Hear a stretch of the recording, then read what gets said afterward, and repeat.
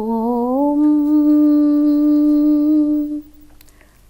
సర్వస్వరూపే సర్వేశే సర్వశక్తి సమన్వితే భయేభ్యస్త్రాహి నో దేవి దుర్గే దేవి నమోస్తుతే. అమృతాత్మస్వరూపులైన మీ అందరికీ మీ తల్లి అవ్యాజ్యమైనటువంటి మాతృప్రేమనందిస్తూ దుర్గా సప్తశతిలో 10వ అధ్యాయం జరుగుతుంది.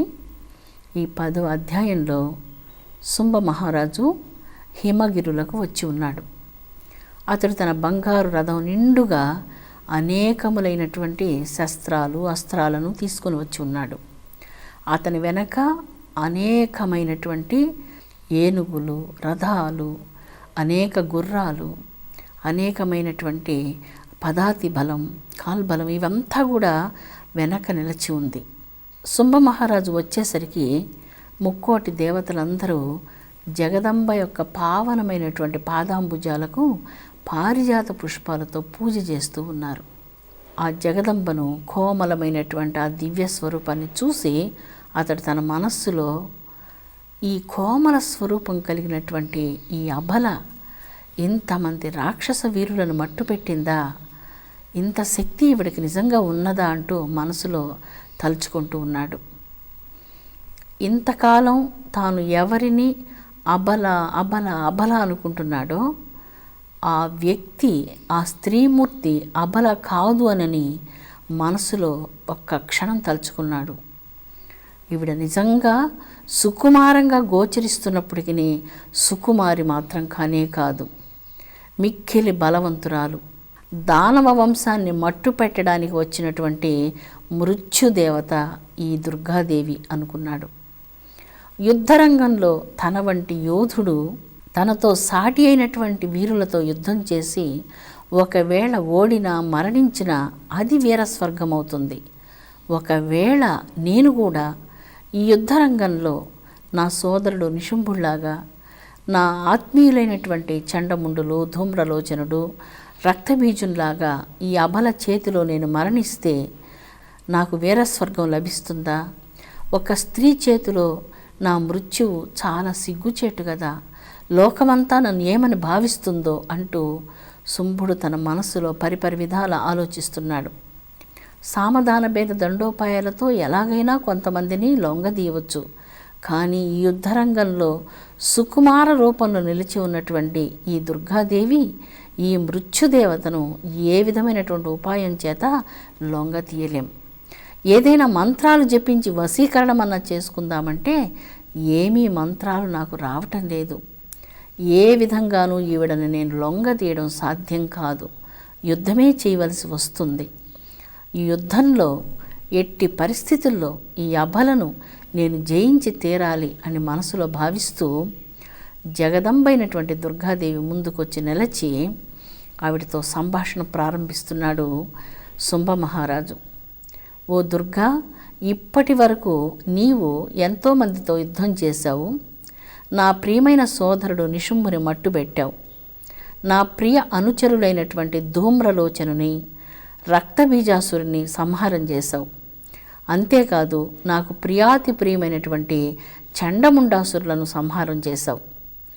కానీ ఈరోజు నీ ముందు నిలిచి ఉన్నటువంటి వాడు వాళ్ళకంటే మిక్కిలి బలవంతుడైనటువంటి శుంభ మహారాజు. ఓ దుర్గా, ఇప్పటి వరకు నీవు చండముండులతో, రక్తబీజునితో, ధూమ్రాక్షునితో, ధూమ్రలోచనునితో యుద్ధం చేశావు. యుద్ధంలో మహావీరులను మట్టుబెట్టావు. అయితే ఇప్పుడు నీ ముందు యుద్ధానికి నిలిచి ఉన్నటువంటిది అరివీర భయంకరుడైనటువంటి శుంభుడు. నన్ను జయించడం నీకు సాధ్యం కాదు. ఇంతవరకు నీవు పడినటువంటి శ్రమంతా ఈ రోజుతో వ్యర్థం కాబోతుంది.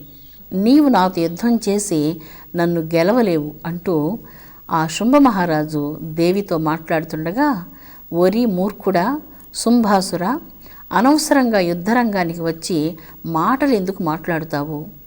నీవు యుద్ధం చేసి చేతలలో నీ పరాక్రమాన్ని చూపించు అంటూ జగదంబ మాట్లాడింది. ఈ మాటలు వినగానే, ఓ దుర్గా, నీ మీద శస్త్రాస్త్రాలు ప్రయోగించేందుకు నాకు మనస్కరించడం లేదు. ఎందువలనంటే ఇంత సుందర సుకుమారమైనటువంటి ఒక అబల మీద నేను అస్త్రాలను ప్రయోగించలేను. అందువలన నీవు ఒక పని చేయి, వికృతమైనటువంటి నల్లటి రూపాన్ని ధరించు. బాగా ఊడిపోయినటువంటి పండ్లతో, వికృతమైనటువంటి కండ్లతో, వికృతమైనటువంటి పెదవులతో వికృత రూపాన్ని ధరిస్తే ఆ రూపంతో నేను యుద్ధం చేస్తాను అని శుంభుడు చెప్పగానే దేవి నవ్వుతో ఇలా అంటుంది, అయితే నీతో యుద్ధం చేయడానికి ఈ కాళీ సరిపోతుంది. దేవి కాళీ, శుంభుడు నీతో యుద్ధం చేయడాని కోసం ఇష్టపడుతున్నాడు. అతడు సుందర స్వరూపులతో యుద్ధం చేయడట, వికృత స్వరూపులతోనే యుద్ధం చేస్తానంటున్నాడు. అందువలన వెళ్ళి నీవు శుంభునితో యుద్ధం చెయ్యి అంటూ ఆజ్ఞాపించింది దుర్గా పరమేశ్వరీ దేవి. వెంటనే కాళికాదేవి ఒక భయంకరమైనటువంటి గదను తీసుకుని వెళ్ళి శుంభునితో యుద్ధం చేసేందుకు సిద్ధమైంది. శుంభుడు తన చేతిలో ఉన్నటువంటి చాలా పెద్దదైనటువంటి గదను ఆ కాళికాదేవి మీదకు విసిరివేశాడు. ఆ గదాఘాతాన్ని నుంచి కాళికాదేవి తప్పించుకొని తన చేతిలో ఉన్నటువంటి గదను తీసుకొని అతని రథం మీద మోదింది. ఆ రథం 2 ముక్కలైపోయింది. సారథిని వధించింది, గుర్రాలను వధించింది. అతడు తన రథాన్ని పోగొట్టుకొని నేల మీద నిరాధారంగా నిలబడ్డాడు. ఈ యుద్ధాన్ని చూసేందుకు ఆకాశంలో దేవతలందరూ బారులు తీరి ఉన్నారు. కాళికాదేవికి శుంభునికి మధ్యలో భయంకరమైనటువంటి యుద్ధం సాగుతూ ఉంది. నేల మీద నిల్చి ఉన్నటువంటి శుంభుడు మరొక గదను తీసుకొని కాళిక మీదకు విసిరివేసి వికటాట్టహాసం చేశాడు. కాళికాదేవి ఆ గదను పొడి పొడిగా చేసింది. ఇంతలో శుంభుడు దుర్గాదేవిని సమీపించి ఇలా అంటున్నాడు, ఓ దుర్గా దేవి, ఇంతమంది శక్తులందరినీ నీ చుట్టూ ఉంచుకొని వీరందరి సహాయంతో నీవు యుద్ధం చేస్తూ నీవు మహాశక్తిశాలివని గర్వపడుతూ ఉన్నావు. ఇంతమంది సహాయం తీసుకొని యుద్ధం చేస్తున్నటువంటి నీవా బలపరాక్రమవంతురాలు? నిజంగా నీవు మానవతివా? అయితే నీలో నిజంగా శక్తి పరాక్రమం ఉంటే ఈ శక్తులందరినీ యుద్ధరంగం నుంచి పంపివేసి నీ ఒక్కదానివే నాతో యుద్ధం చేయి అంటూ ఆ జగదంబను పరిహాసంగా మాట్లాడాడు. శుంభుడు అలా మాట్లాడగానే జగదంబైనటువంటి దుర్గాదేవి, ఓరి శుంభ, నీవు మూర్ఖుడవు. వీరందరూ నాలో నుంచి ఉద్భవించినటువంటి శక్తులు. సృష్టి ఆది నుంచి ఇప్పటి వరకు ఉన్నది నేనొక్కదానిని మాత్రమే. నేను సదా ఏకస్వరూపిణిని, రెండవ స్వరూపం అంటూ ఏదీ కూడా లేనే లేదు. ఇప్పుడే ఈ శక్తులన్నిటినీ నా లోపలికి ఉపసంహారం చేసుకుంటున్నాను అంటూ పలకగానే బ్రాహ్మి, మాహేశ్వరి, వైష్ణవి, కౌమారి, ఐంద్రి, వారాహి, చాముండి, కాళికాదేవితో సహా సమస్త శక్తులన్నీ కూడా ఆ జగదంబలో లీనమైపోయాయి. ఇప్పుడు దుర్గా పరమేశ్వరి దేవి ఒక్కటి మాత్రమే నిలిచి ఉన్నది. శుంభుడు ఆ జగదంబ ముందు నిలిచి ఉన్నారు. వీరిద్దరి యుద్ధాన్ని దర్శించేందుకు ఆకాశంలో దేవతలందరూ మిక్కిలి ఉత్కంఠతతో బారులు తీర్చి నిలిచి ఉన్నారు. ఓరి మూర్ఖుడా శుంభ, ఈ శక్తులన్నీ ఇప్పుడు నాలో లీనమైపోయాయి. ఉన్నది నేను ఒక్కదాన్ని మాత్రమే. ఇప్పుడు నీవు నాతో యుద్ధానికి రా అంటూ ఆ దేవి తన చేతిలో ఉన్నటువంటి బాణాన్ని తీసుకొని అనేక శరాలను అతని మీద ప్రయోగించింది. జగదంబ ప్రయోగించే శరాలన్నీ కూడా వర్షంలాగా అతని మీద బాణాలు పరంపరగా పడుతూ ఉన్నాయి. ఆ బాణాల దాటికి తట్టుకోలేక శుంభుడు తాను కూడా అనేక రకాలైనటువంటి బాణాలను జగదంబ మీద ప్రయోగిస్తున్నాడు. ఆ జగన్మాత ఇప్పుడు ఒక అద్భుతమైనటువంటి చంద్రబాణాన్ని తీసుకొని ఆ బాణాన్ని ప్రయోగించి అతని యొక్క విల్లును 2 ముక్కలుగా విరిచివేసింది. అతడు మరొక గదాయుధాన్ని తీసుకొని జగన్మాత మీద ప్రయోగించగా జగజ్జనని ఒక చక్రాయుధాన్ని తీసుకొని అతని మీద ప్రయోగించింది. అతడు మరొక ఆయుధాన్ని దేవి మీద ప్రయోగించగా ఒక భల్లాయుధాన్ని తీసుకొని అతని మీద ప్రయోగించింది. యుద్ధం అతి భయంకరంగా దేవికి శుంభునికి మధ్య సాగుతూ ఉన్నది.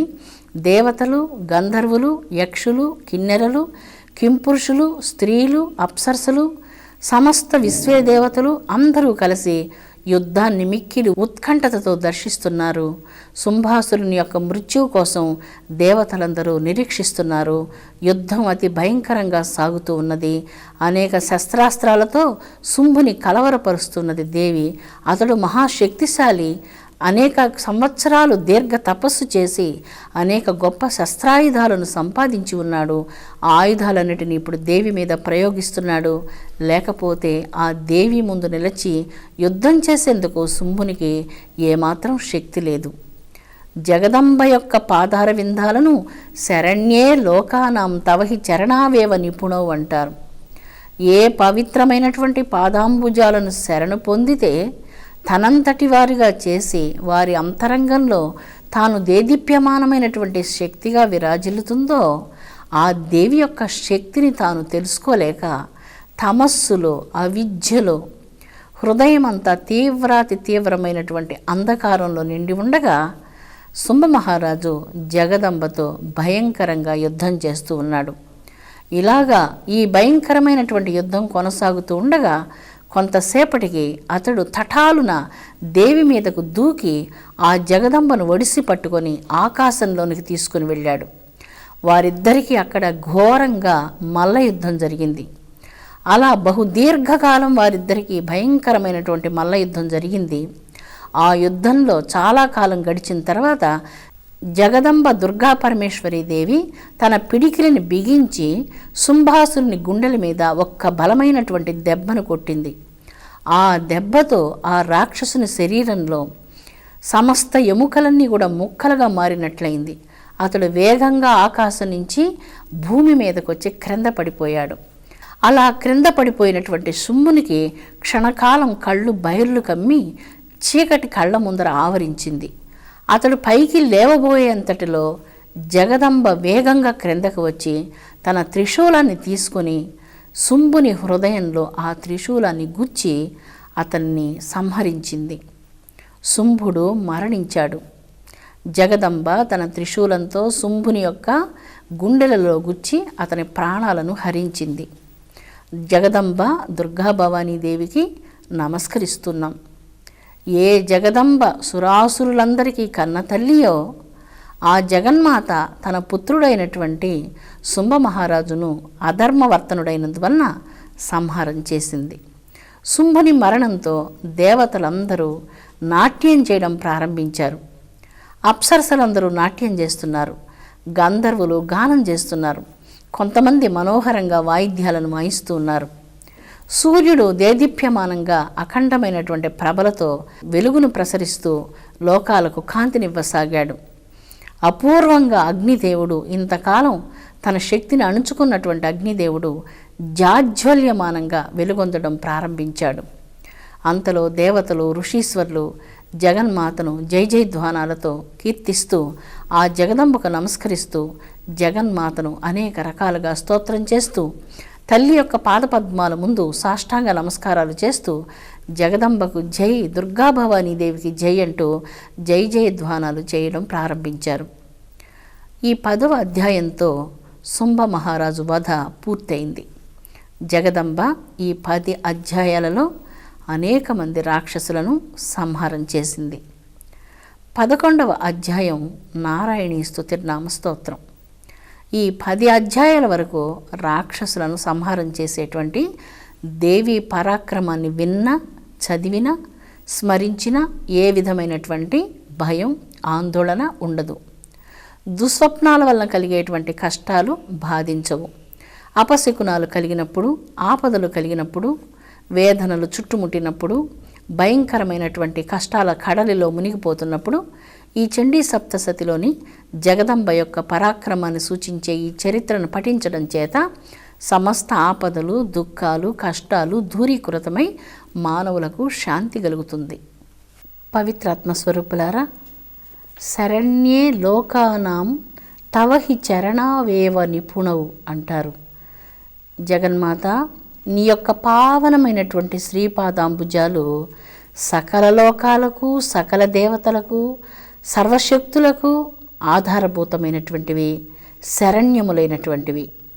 అటువంటి శరణ్యములైనటువంటి ఆ పావన శ్రీపాదాంబుజాలకు హృదయపూర్వకమైనటువంటి భక్తితో పదే పదే నమస్కరిస్తున్నాం.